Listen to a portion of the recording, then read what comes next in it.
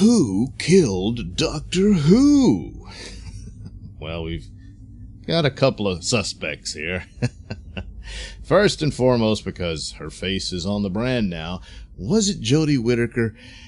No. Jodie, to a certain extent, is somewhat an accessory to the crime, primarily just because she doesn't really care. This is obvious from interviews, even when she's sort of outright attacking the show, saying it was all about the male gaze and it was misogynist and all that, just trashing all of her predecessors, and that includes you, David Tennant, even though you're best of buds. But is she completely devoted and serious to that, or is that just the sort of dumb lip service one gives to the trends of the day? And that's probably more true. Does she hate her husband? Well, sometimes, that's Mary. But how in-depth and seriously devoted to this idea and of trashing Doctor Who, which is a show she just doesn't really care about. She didn't have to care about it in the sense like David Tennant or Peter Capaldi did, who were lifelong fans of it, and the job was a dream come true. Although it probably turned into a nightmare for poor Capaldi. Those scripts, oh my God.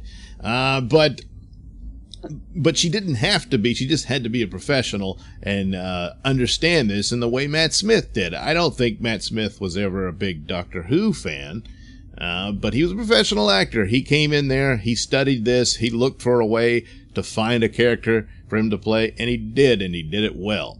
And he was not my favorite of the new Who's. That's really Capaldi, with David Tennant being the second, but I respect him. He did a good job, and he carried that show when it was in a bit of decline. It's nowhere near in the state it became with Capaldi and then Whittaker.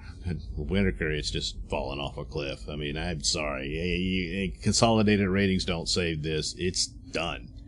But anyway, he showed up, he did his homework, and he got in there and did it. Whittaker doesn't do any of this. I mean, in that podcast with her and Tennant, she pretty much fesses up to this.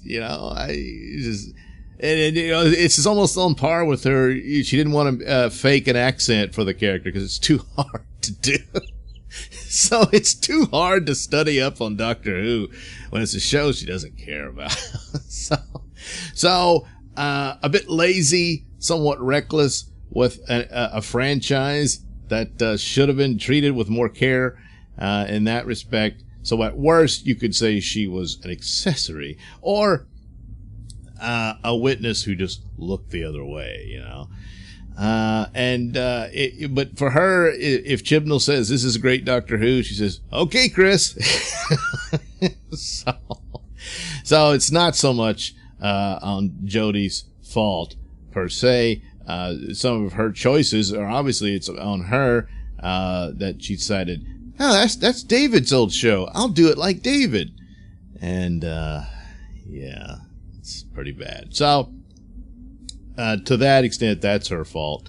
But there again, better writers, a showrunner who cared, might have been a different outcome. I don't know that you would have gotten a great doctor out of Jodie, but you could have gotten an adequate one. And I don't think she could ever achieve what Matt Smith did, but, it wouldn't be this disaster that it's become. So, Jodie probably gets off with probation. Provided she's willing to testify for the prosecution. So next up, the obvious main culprit here, what people would assume, of course, is Chibnall. So Chris Chibnall's in charge, right? He's the showrunner. He's the head writer and all that.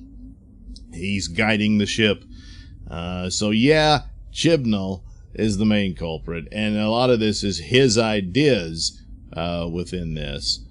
He timeless child, that's all him, which is his thing, done out of spite. Come on. I mean, maybe it's going a bit far to suggest that the ascension of the Cybermen was a good episode, and I actually thought, yeah, this is pretty good. I was surprised, even with its flaws, which were many. in comparison to the others, it was kind of shining forth. And then the follow-up, the final episode just destroyed whatever gains that episode made. And it's like this cruel thing of like, you know what? I could have done an okay Doctor Who series. See? But you're not gonna get it. And then he just pulls it out from under you. So, a nasty guy, huh? So, Chibnall, yes, a prime suspect. But I think he more than likely, for what I suspect, based on other comments and whatnot of people who worked on the show, and most notably, well, this goes back a ways for what Neil Gaiman was talking about, the filters you got to go through to get your script on air, and how different it is from its original version, was quite telling. And so Chibnall probably is the hitman here. He's the hired gun to murder the Doctor. But who was the boss? Well, we know who the boss is.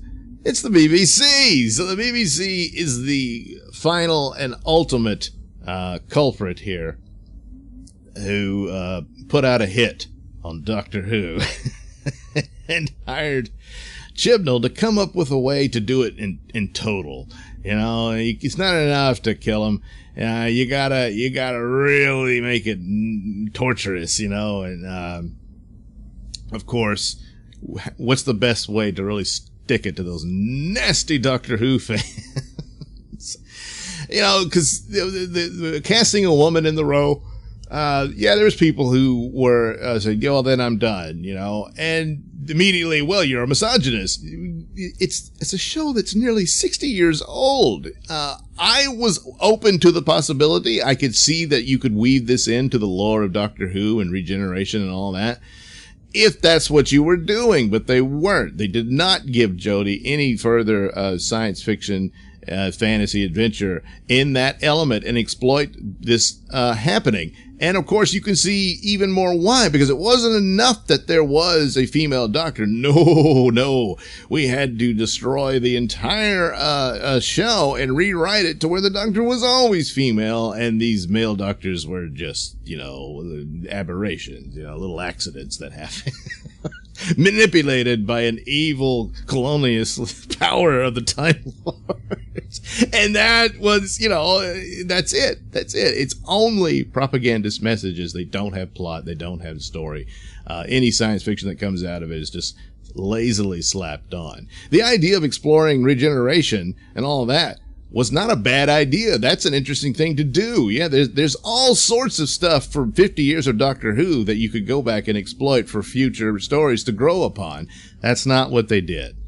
This was a very lazy, slapped-on thing. And even if you really believed in this idea, what a lazy presentation of it. I mean, essentially, Timeless Child, you could retcon it very easily that the Master lied. He never proves that the Doctor is the Timeless Child. The Doctor just says, oh, well, that makes me more. She just swallows this hook, line, and sinker, So, very badly done, very stupid, and more evidence to the just don't give a damn, It's more about the message and stuff, and we're giving you what you need, not what you want. So, yeah. So there were aspects that could have been done, and actually, it's quite unfair to Jodie Whittaker's Doctor.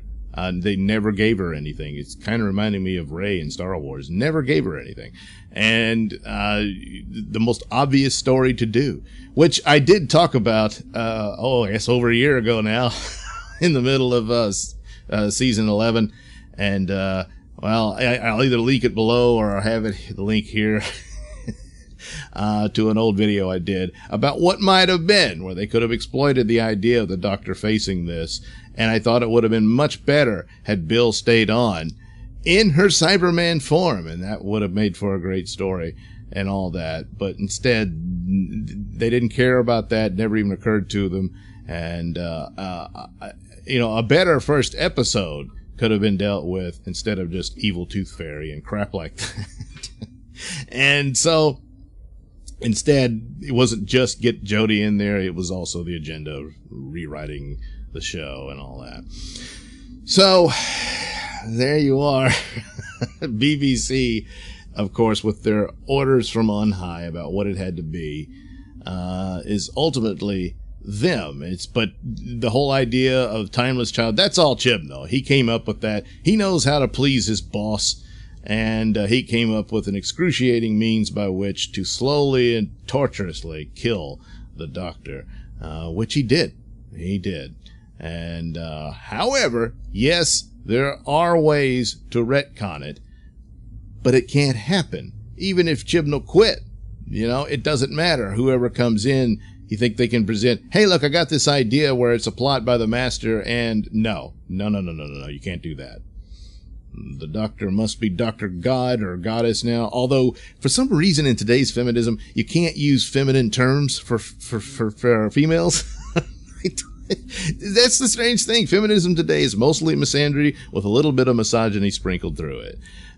So, Dr. God. That's who Doctor Who is now. Dr. Mary Sue, I guess. Because, my good Lord, she's got Jesus powers now. She could actually use her regeneration energy to keep people alive.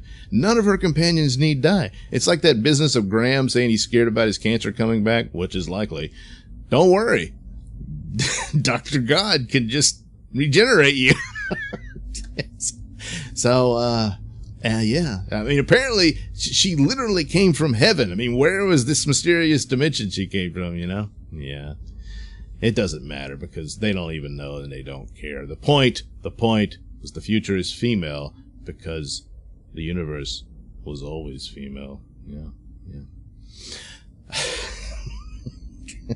You see, you have to fight sexism with sexism. But, yeah, and you can't get a showrunner that could retcon this. You can't get script writers who could rewrite this. Besides, you can't even get the script writers based on merit and ability to write science fiction because they might not meet the requirements of superficial diversity, the skin and genitals. That's what matters most, not what you've written, if anything. And so it's very, very difficult. It's amazing any of the stuff they got done happened at all. With that obstacle course. So, yeah. But anyway, yes, the chief prime suspect is the BBC. And that's why it's highly unlikely anytime soon any repair will be done. Now, one can hope because they can deny it all, and they are, and all their shills are denying it, but Doctor Who, for all intents and purposes, is dead for the moment. They got their deals to keep it afloat, but how long can that last when they come to realize the product is rotten? So, if you did some repair work, if season 13 retconned all of this, yeah, maybe it could come back. I'll have to wait and see what articles say because I am not watching any more of this show. But as far as the missed opportunity of what, like I said, with Bill, it's too bad because I tell you, I think with the handled properly, this could have been great. Even with Jodie playing the Doctor, I think they could have gotten some great narratives out of that.